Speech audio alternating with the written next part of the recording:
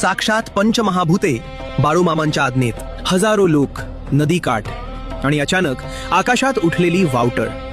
हा चमत्कार पाहून सगळे थरथर कापू लागले. वायूवर सत्ता चालविली.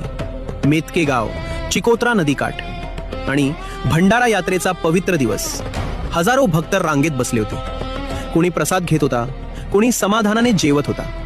सगळीकडे अन्नदानाची पवित्र ऊर्जा पसरलेली होती. पण नदीकाठी उष्ट्या पत्रावळ्यांचा मोठा ढीग पडला होता.